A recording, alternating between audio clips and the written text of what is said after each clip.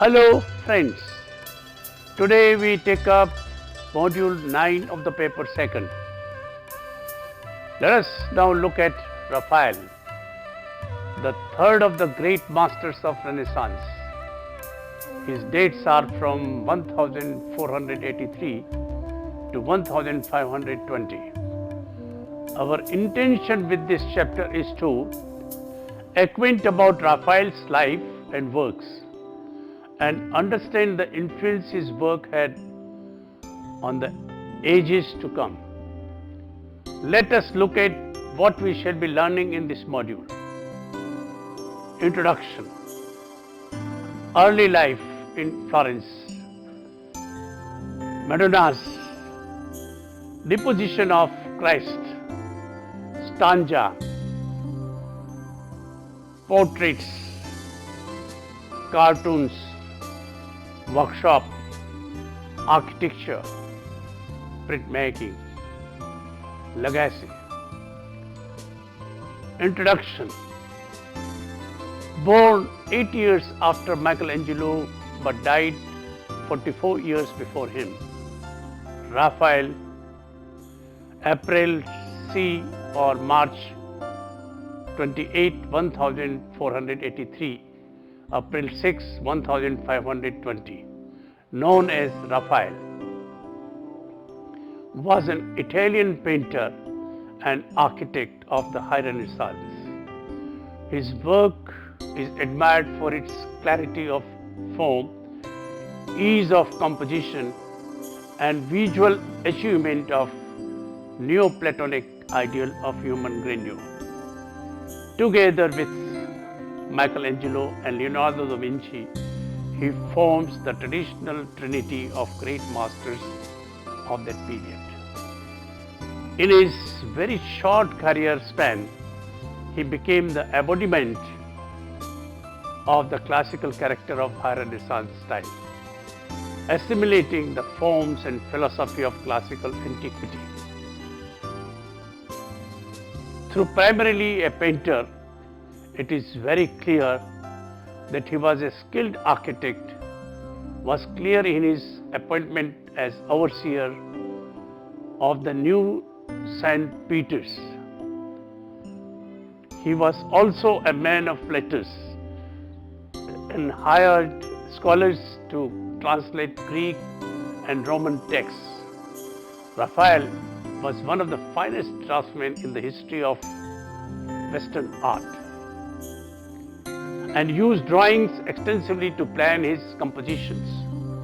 According to a near contemporary, when beginning to plan a composition, he would lay out a large number of stock drawings of his own the floor and begin to draw rapidly, borrowing figures from here and there.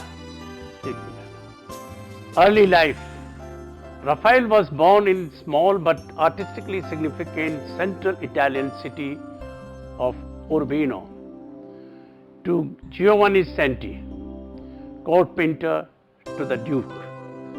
His father gave him his first instruction in painting, and before his death in 1494, when Raphael was 11, he had introduced the boy to humanistic philosopher at the court. Urbino was a very important cultural center during the rule of Duke Federico da Montefeltro, and was visited by very talented men, including Donato Bramante, Piero della Francesca, and Leon Battista Alberti to his court. Urbino constituted the basis for all his subsequent learning. Furthermore, the cultural vitality of the city probably stimulated the exceptional precociousness of the young artist, who even at the beginning of the 16th century, when he was scarcely 17 years old, already displayed an extraordinary talent. His precocious talent was already evident in the brilliant self-portrait drawing during this time. His father placed him under Umbrian master Pietro Perugino as an apprentice. His first documented work was Baronci's altarpiece for the Church of St. Nicholas of Tolentino in Città di Castello, a town halfway between Perugia and Urbino, commissioned in 1500 and finished in 1501.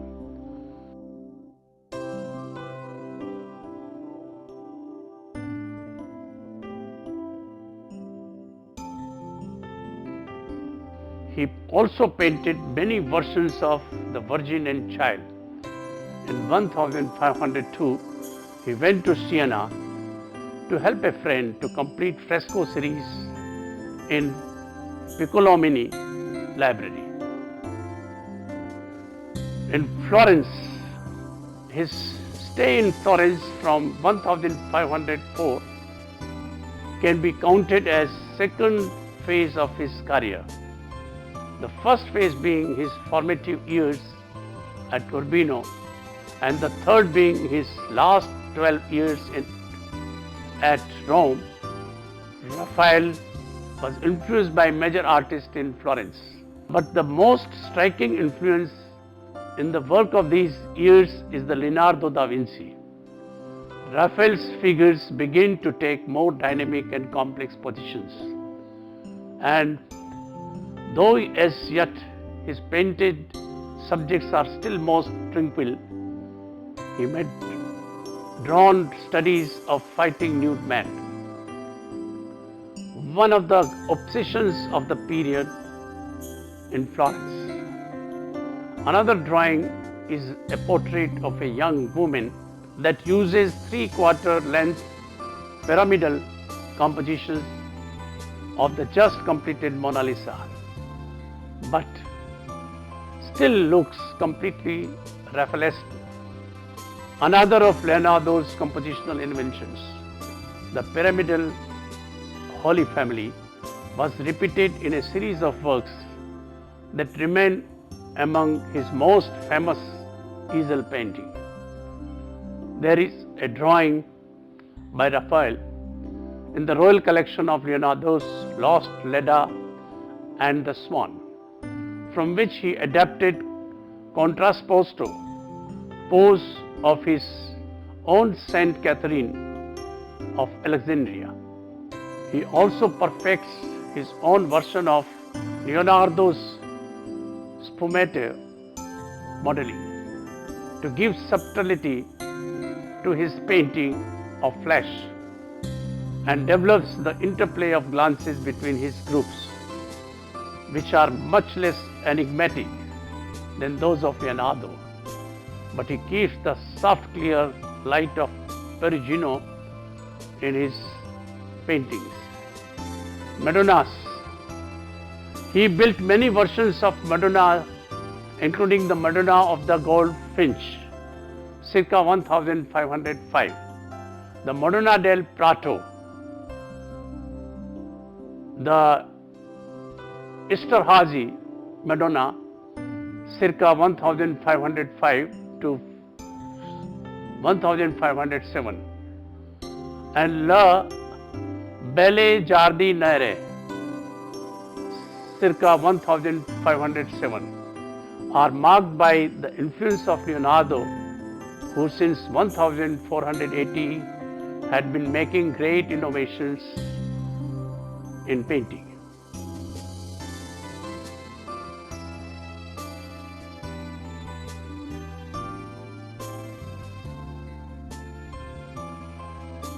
This painting is a great example of his clear, straightforward, classicizing style. Raphael learned the Florence method of building up his composition in depth with pyramidal figure masses. The figures are grouped as a single unit, but each retains its own individuality and shape. Raphael, landscape, lakes, Da Vinci's mysterious sfumato. Raphael also owed much to Leonardo's lighting techniques. He made moderate use of Leonardo's chiaroscuro, that is, strong contrast between light and dark. And he was specially influenced by his sfumato, that is, use of extremely fine and soft shading instead of line to delineate forms and features.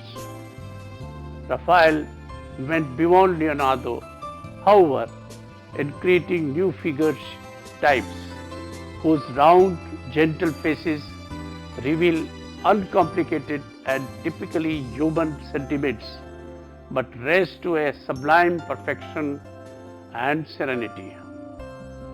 Christ stands in the security of Mary's embrace as John the Baptist, his second cousin and playmate, hands him the symbol of his earthly mission.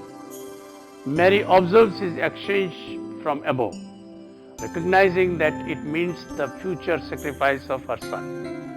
In contrast to the ambiguities of Leonardo's iconography and countered anxious figures of Michelangelo and Raphael's style is calm, harmonious and restrained. Deposition of Christ. In 1507, Raphael was commissioned to paint the Deposition of Christ. That is now in the Borghese Gallery in Rome. In this work, it is obvious that Raphael set himself deliberately to learn from Michelangelo the expressive possibilities of human anatomy. But Raphael differed from Leonardo and Michelangelo, who were both painters of dark intensity and excitement, in that he wished to develop a calmer and more extroverted style that would serve as a popular, universally accessible form of visual communication. Stanza. In 1508, when he moved to Rome, he was invited by new Pope Julius II to fresco what was intended to become the Pope's private library at the Vatican Palace. Stanza della Signatura 1508 to 1511 and Stanza de Eliodoro 1512 to 1514 were decorated practically entirely by Raphael himself. Stanza del Incendio 1514 to 1017, though designed by Raphael, were largely executed by the numerous assistants and pupils. The decoration of the Stanza della Signatura was perhaps Raphael's greatest work.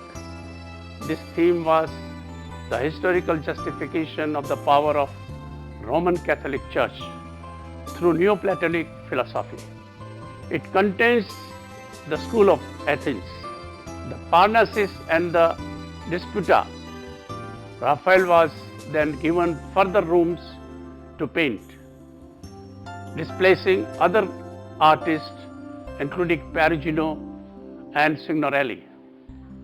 He completed a sequence of 3 rooms, each with painting on each wall and often the ceilings too, increasingly leaving the work of painting from his detailed drawings to the large and skilled workshop team he had acquired, who added a 4th room, probably only including some elements designed by Raphael after his early death in 1520. The Disputa, showing a celestial vision of God and his prophets and apostles above a gathering of representatives, past and present, of the Roman Catholic Church, equates through its iconography and triumph of the Church and the triumph of the truth. In painting, Raphael has created a scene spanning both heaven and earth. Above Christ, surrounded by the Blessed Virgin Mary, John the Baptist, and various biblical figures such as Adam, Jacob, and Moses. God the Father sides above Jesus, depicted reigning over the golden light of heaven. And below Christ's feet is the Holy Spirit. Below, on the altar, sits the monstrance.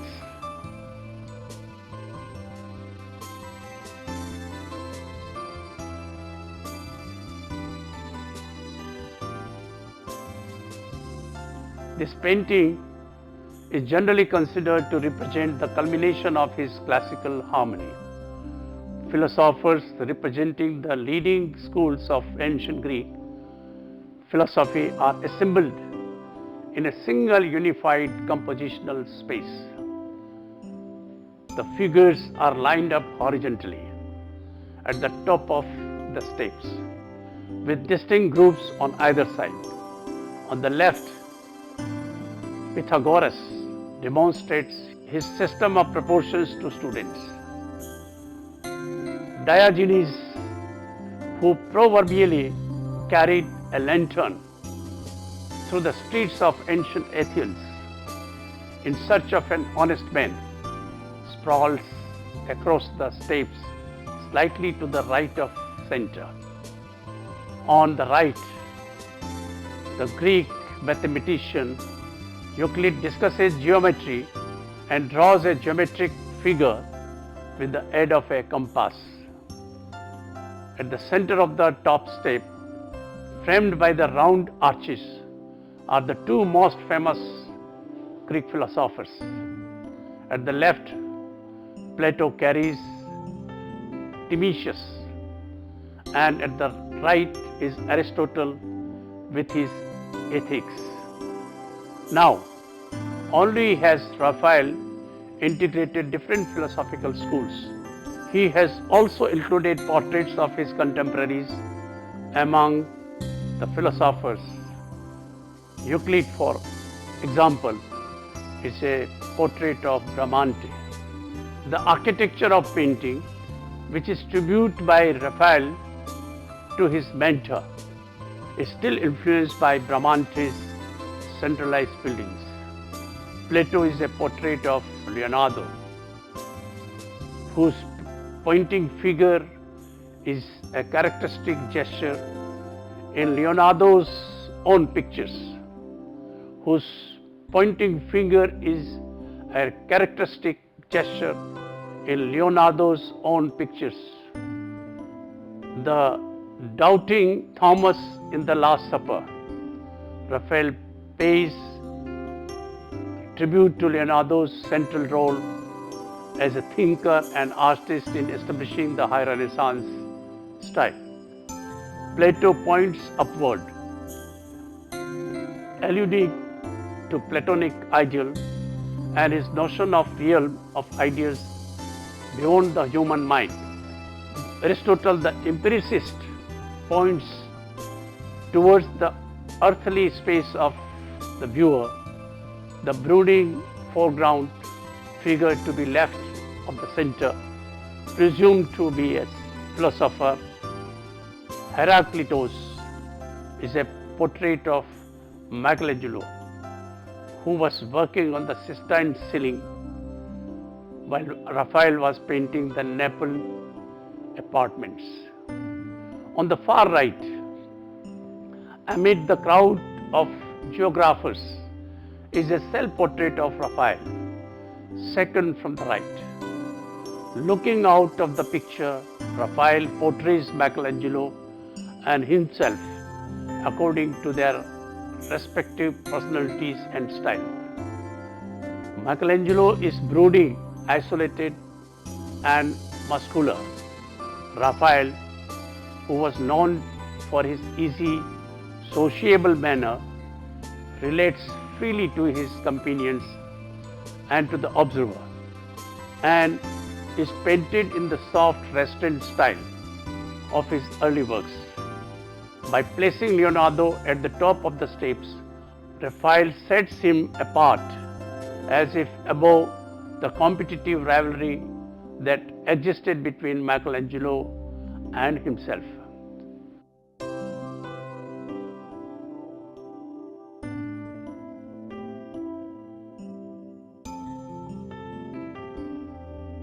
In 1513, he painted Galatea, based on several mythological characters. It shows Polyphemus, a one-eyed consort, to Galatea fleeing. The painting incorporates Da Vinci's triangular composition, which shows how Raphael was being influenced by other artists. 2 years later, he finished another significant painting, The Sacrifice at Lystra. This work displays two men, Paul and Barnabas, journeying to preach the word of God. They end up in this town, and the town folk believe they are gods, but they heal a crippled man. Portraits. He also painted several portraits, including those of his own main patrons, the Pope Julius II and his successor Leo X. In the painting, the Pope is shown as a 70-year-old man, dressed in everyday official robes. His dark eye sockets are emphasized and forehead highlighted. Raphael has captured the Pope's intellect and his introspective nature, making the painting a psychological one than a conventional icon of power. Its oblique position and three-quarter length view are typical of the High Renaissance. Cartoons. One of his most important panel commissions was the Raphael's cartoons, now in Victoria and Albert Museum. A series of 10 cartoons, of which 7 survive, of tapestries with scenes of the lives of St. Paul and St. Peter for the Sistine Chapel. The cartoons were sent to Brussels to be woven in workshop of Pierre von Alist. It is possible that Raphael saw the finished series before his death. They were probably completed in 1520. He also designed and painted the loggia at the Vatican, a long thin gallery then open to a courtyard on one side, decorated with Roman-style grotesque. He produced a number of significant altarpieces, including the Ecstasy of Saint Cecilia and the Sistine Madonna. His last work, on which he was working up to his death, was a large transfiguration which, together with second Spesimo, shows the direction his art was taking in his final years, more proto-Baroque than Mannerist.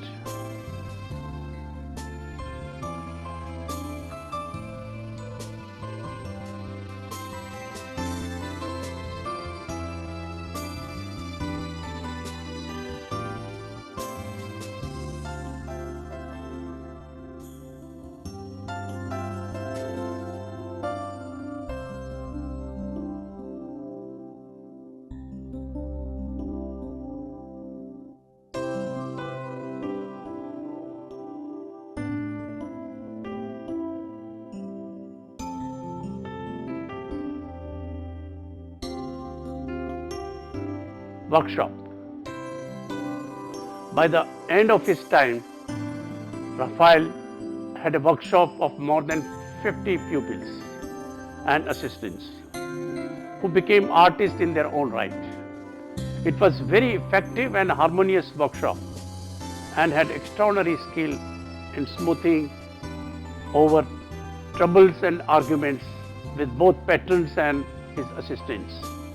A contrast with the stormy pattern of Michelangelo's relationship with both architecture. After the death of Bramante in 1514, Raphael was made to chief architect for Rome. In this capacity, Raphael drew designs for chapels, villas, palaces and other buildings. He also transformed the plans of the St. Peter's Church from a Greek and radial to a Latin and longitudinal design. He designed the Chigi Chapel in the Church of Santa Maria del Popolo, the Villa Madama, a lavish hillside retreat for the Cardinal Giulio de Medici, later Pope Clement VII, designed by him, was never finished. Based on his designs, Antonio da Sangalo, the younger, completed the final construction plans. Even incomplete, it was the most sophisticated villa design yet seen in Italy and greatly influenced the later development of genre. It appears to be the only modern building in Rome, of which Palladio made a measured drawing.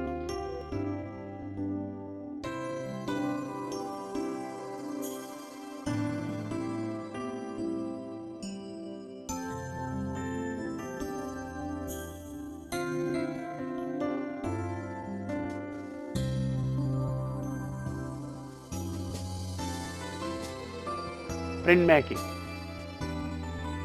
Raphael made no prints himself, but entered into a collaboration with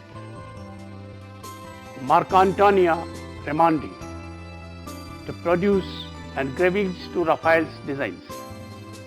A total of about 50 prints were made. Some were copies of the Raphael's paintings, but other designs were apparently created by Raphael purely to be turned into prints. The excellence of this extraordinary man lay in the propriety, beauty and majesty of his characters. His judicious contrivance of his composition, correctness of drawing, purity of taste and skillful accommodation of other men's conceptions to his own purpose. Nobody excelled him in that judgment with which he united to his own observations on nature the energy of Michelangelo and the beauty and simplicity of the antique.